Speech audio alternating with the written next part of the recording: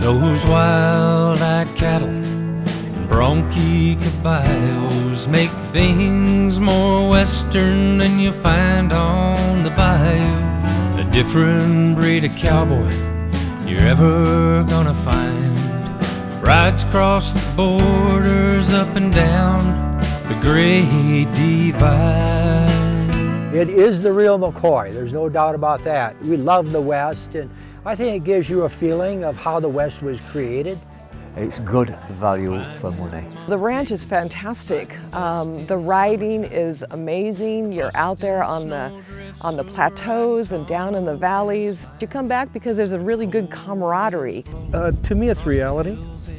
The city, to me, is not reality. I mean, this is nature. This is the roots. People are nice.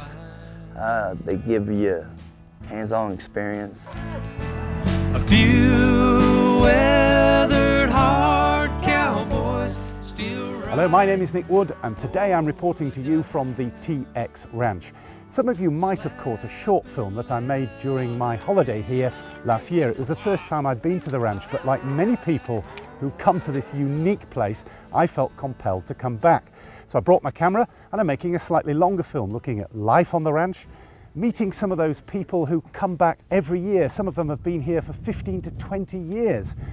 Meeting the Tillett family who operate the business and looking at the history of the ranch. So it's time now to get on my cowboy hat, don my spurs, saddle up one of these wonderful horses and get out on the range. What I think you'll agree is one of the most beautiful places on earth. A few weathered hard cowboys still ride for a dime, slapping leather in arenas or high on the skyline. And the skylines you see here really are spectacular. I reckon I've travelled to virtually every corner of the globe in my job, but it's hard to match the horizons that you encounter in an area that straddles Montana and Wyoming. High ground, low valleys, virtually no fences, prime riding country. It just doesn't get any better. Most people like me come to the TX because they want a completely authentic ranch experience. This is virtually how it was done back in the 1800s, when the TX was originally founded by William Tillett and his wife Bessie Strong Tillett, pictured here in the saddle. It was Abby Tillett who started the guest ranch business back in 1976, when farm incomes were under extreme pressure. Today, her son Hip is the guiding light of the ranch, together with his wife Loretta, of course, and other members of his family. If you want more detail of the ranch's heritage, then watch my other short video based on the TX history. It isn't a dude ranch with luxury cabins and hot tubs, but the camping there is comfortable, great fun, and the food, as they say here in the USA, is awesome. The celebrity British chef Jamie Oliver chose the TX to visit for his hit TV show featuring his great American road trip. The quality of the horses is a major attraction of the ranch. They're all trained by the Tillett family, and one vital factor for me was the way Hip and the team match horses to riders. That's important whether you're a beginner or experienced in the saddle. Here we ride about as easy a way as there is to teach somebody to ride, and usually everybody, you do a good pace, but after a day or two, the people that are beginners have picked up enough that they can keep up, and everybody kind of watches out for everybody in that aspect. Everybody's usually really, really good. How much and how many days you ride, well, it's your choice. If you are going the whole hog, then be warned, be prepared for long days in the saddle. You'll be able to live the dream and take part in large-scale cattle drives. You'll be asked to help cut out cattle. And please understand that this is a working commercial ranch. This isn't a campfire that Hip's building, it's for branding the TX livestock. If you're squeamish, then I suggest you look away at this point. There we go. Don't get me wrong, I'm not comparing anyone. I'm just saying those cowboys out west are a different one. Some say they've a mind that's a little bit... You might also be asked to help move camps. There are 2 on the TX land. dead man and lone wolf, taking down the tents and setting up a new camp, as well as driving the horses long distances over the hills at speed to the new location, was one of the biggest days you'll ever do. Being a Brit, of course, I introduced some competition to the tent building process. No contest, Hip, we wasted your team. Old town Sunday crowds are high on the skyline. But one of the most rewarding aspects of the whole process is the people you meet and ride with. Some meet at the TX every year, but they do welcome newcomers like me. There are fathers and daughters, brothers who ride out together, and grandfathers and grandsons who just want to play cowboys. Both Sam and I are interested in cowboys in the West, and we love the West, and I think it gives you a feeling of how the West was created, and it also gives you a sense of what work these ranchers go through.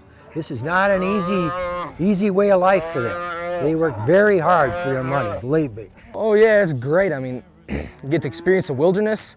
I mean, where I live, you don't really get to experience that much. The open plains and the hills, I mean, it's just absolutely amazing.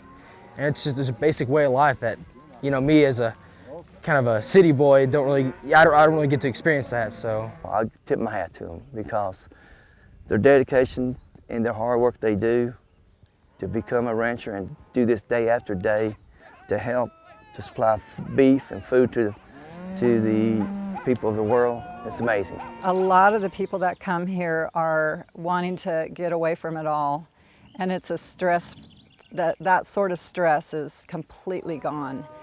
And doctors, lawyers, we've got the best people in the whole world out here. I said earlier that some guests have been coming 15 to 20 years. Actually, with this guy, that's a gross understatement. Georg from Munich in Germany, or George as he's known affectionately on the TX, first arrived there 33 years ago after reading an article in, of all places, a woman's magazine. I think when you see him wrestling bull calves, it's a bit difficult to picture him as a regular reader of Cosmopolitan or Vanity Fair. It says if you like to be on a real ranch, on a working ranch, call TX. It was only a phone number there. And I come over and fall in love to this area, to this wide country, to this wonderful, nice people.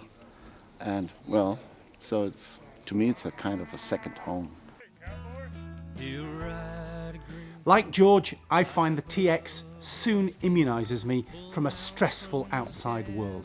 My favourite moment, well, there are many, but the dawn roundup of the TX horses and herding them at full speed down to the camp, well, it's not for the faint-hearted, but for me, it ranks towards the top of my list of lifetime experiences. Well, as you can see, my appearance has changed somewhat. I won't lie to you, it's a dirty and dusty week here at the TX Ranch, particularly when the sun's been shining like it has this week. And what a fantastic final day.